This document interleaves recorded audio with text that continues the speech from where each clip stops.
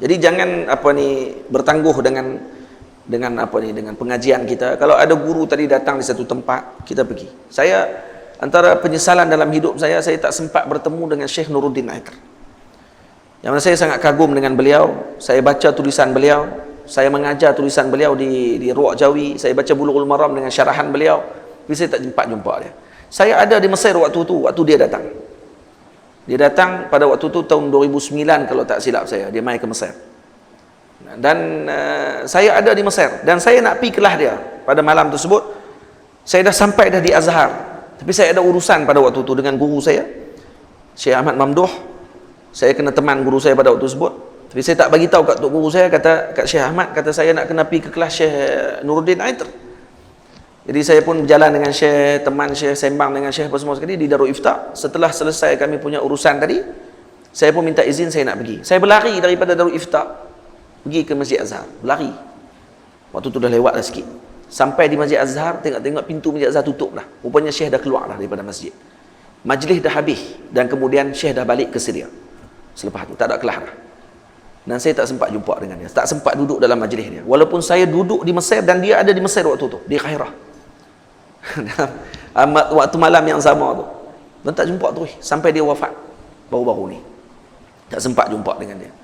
Itu antara benda yang saya berasa sungguh dalam hati sampai sekarang. Tubuh seorang, tuan-tuan. Macam mana dengan guru-guru yang duk ada tapi kita tak pernah pergi jumpa dengan dia? Ambil peluang pergi jumpa dengan guru-guru kita. Jangan duk harap guru tu mai ke tempat kita saja. Kita lah kena pergi berjalan, pergi jumpa dengan dia. Baik. Penuntut ilmu janganlah menyibukkan berfikir berteman dengan perempuan. Penuntut ilmu jangan duk sibuk nak fikir berteman dengan wanita sahaja. Sikit-sikit nak kawan dengan orang perempuan tu. Sikit-sikit nak add perempuan tu dalam Facebook dia. Sikit-sikit nak follow perempuan tu dalam dia punya Instagram dia. Dia cukup karan bab-bab tu. Ini jaga, ni fitnah. Jaga. Tang mana saja anak dara orang tulis, semua dia like. Love semua. Tersilap tekan Ustaz. Saya tersilap tekan. Masalah dia semua. Hak itu semua dia like. Oh jenis ni masalah. Jangan duk sibuk nak fikir dengan perempuan ni. Perempuan pun sama lah. Jangan duk sibuk sangat nak kerja nak follow orang lelaki, kerja nak tengok orang lelaki tu, orang lelaki ni, mencari imam dan sebagainya. Mencari imam, main masjid. Ada imam, siap lah. Cari lah imam rawatib. Dibayar gaji lagi. Dia jadi imam tu. Kalau jadi imam, pas nikah haram tak mayang jemaah pun. Kalau pas nikah mayang asing-asing. Tok lelaki mayang dalam bilik, tok bini mayang kat luar. Subuh dua-dua tak bangkit. Jadi penuntut ilmu janganlah menyibukkan berfikir berteman dengan perempuan. Kenapa? Karena nanti akan otaknya jadi syagal, otaknya jadi sibuk dengan fikir benda lain. Dia tak akan mampu untuk nak tajmi'ul fikri, untuk nak tumpukan fokus dengan fikiran dia tentang pengajian. Akhirnya otak dia akan pergi merata, tak boleh nak fokus. Itu saya syaratkan orang yang nak masuk pondok saya nanti, anak murid 10 orang tu tak boleh menikah, tak boleh bertunang. Tak boleh. Kalau bertunang pun silakan, tak ada masalah. Tapi handset tak boleh ada. Kalau saya jumpa handset, mereka main curi-curi, kali dengan tuan-tuan handset, saya lempar dalam sungai. Nak try boleh. Mereka tak kenal lagi kita. Mereka nampak kita macam baik kot saat ni, dia tak buat kot. Try. Kat orang lain tak buat, kat anak murid saya buat sungguh. Tapi di Mesir saya tak buat macam tu lah, sebab dah besar-besar dah. Ni pun besar-besar juga, umur 18 saya nak terima. Sampai umur 25. Besar-besar. Tapi mereka kena terima lah syarat kita. Sebab kami di Ruak Jawi dulu, kami tak letak syarat tu. Tak letak syarat, kata anak-anak murid tak boleh ada handset dan sebagainya. Tak ada, kita tak letak syarat. Sebab kita tahu tanggungjawab mereka di Mesir tu dah lain lah waktu tu. Jadi kalau di Malaysia ni, boleh kita letak syarat tu. Saya nak letak syarat tu. Tak boleh. Kalau ada handset ni, dia akan jadi ganggu pengajian dia. Dia mula kerja nak kontak orang lain. Bila nak baca, bila nak mengapai, asyik dengan handset saja. 2 jam tengok Facebook, lebih dia suka daripada 2 jam buka kitab pada waktu tu. Faham? Sebab tu kalau duduk tempat tak ada line ni bagus juga. Kita tak nak buat apa. Kalau pergi duduk tempat tak ada line, handset tak ada, line tak ada, jam dia. Nak main game kena ada line. Tengok duduk loading tak habis-habis. Kata tension aku. Lagi buat apa? Pasal buka kitab juga lah ni. Hak tu kita nak buat macam tu. Habis ni tak boleh ada handset terus. Senang. Sebab tu kata sebahagian ulama, disebut oleh Imam Khatib Baghdadi rahimahullah dalam kitabnya Al-Jami', kata beliau apa dia? Dia kata, la yanalu hadzal ilma illa man 'attala dukkanah. Tidak akan mendapatkan ilmu ini, yakni ilmu agama ini, melainkan kepada orang yang tertutup kedainya. Maksudnya dah bankrupt. Wa kharraba bustanah. Nah, rosak kebun dia. Wa hajara ikhwanah, dan tinggal keluarga dia. Wa mata aqrabu ahlihi falam yashhad janazatah, dan mati keluarga dia yang paling dekat dan dia tidak sempat menghadiri jenazah orang yang dia kasih tersebut. Walaupun ni mubalaghah, maksudnya orang yang nak mengaji tak akan dapat ilmu kalau kata dia tak berlaku benda-benda tadi. Maksudnya pada sini bukan Syekh nak beritahu kata kena buat macam tu. Kalau nak mengaji sampai bankrupt perniagaan, kalau nak mengaji juga sampai rosak kebun-kebun dia, sampai tak ada nak pergi tengok kebun.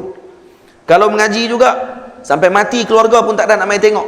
Ini nau' minal mubalaghah, kata ulama ni. Maksudnya Syekh nak bagi tahu kata ini contohnya kepada penuntut ilmu yang memberi perhatian kepada ilmunya tanpa tengok dengan benda lain.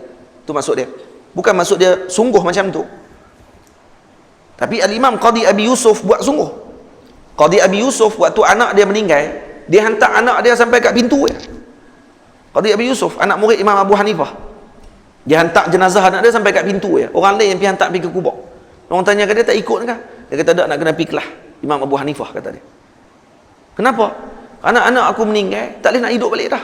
Sekat tu je, orang boleh pergi hantar ke kubur. Tapi tinggal kelas Imam Abu Hanifah, tak ada orang boleh ulang balik dah kelas tu. Kalau kita, no, orang Melayu kata, lebih tengok ni, bukan selalu mati. Hari ni je pun nak kena hantar. Tak ada nak abang kata apa. Nak abang kata bersungguhnya dia dan juga beri perhatiannya dengan ilmu.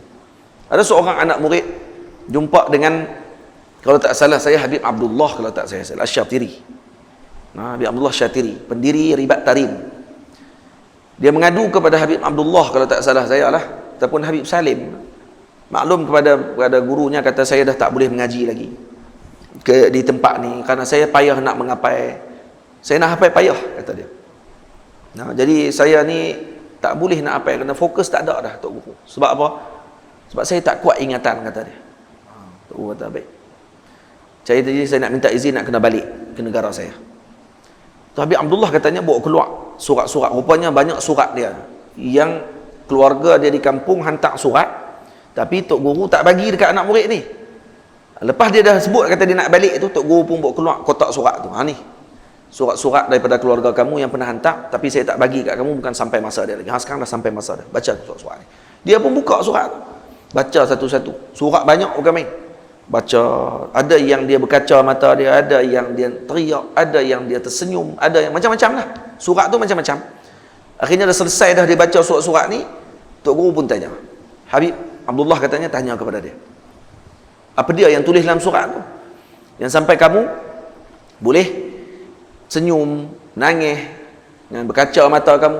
Kata dia, surat yang pertama tadi cerita bab ni, keluarga saya begini.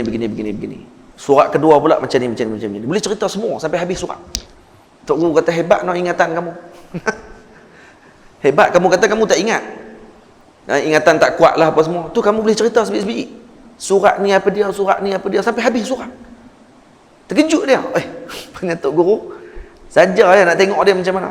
Tu dia kata, kenapa kamu boleh ingat? Kenapa kamu boleh ingat ketika kamu baca tu?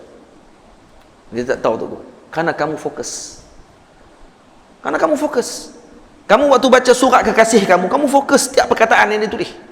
Tapi cuba kamu baca kitab, kamu fokus. Masalah dia baca kitab tak fokus macam baca surat kekasih dia. Baca surat fokus pula. Baca mesej yang dia punya kekasih hati dia hantar Allah. Setiap perkataan tengok. Setiap perkataan.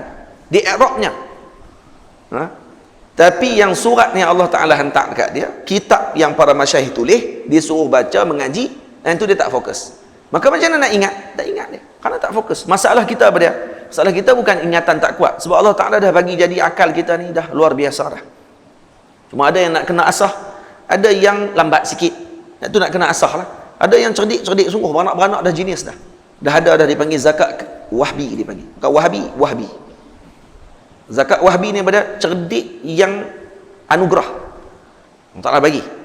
Ada yang zakat kasbi. Zakat kasbi maksud cerdik dia tadi kena asah, baru jadi cerdik. Dia cerdik dah, cuma nak kena asah. Guru tadi kena sabar, cari potensi dia, baru boleh.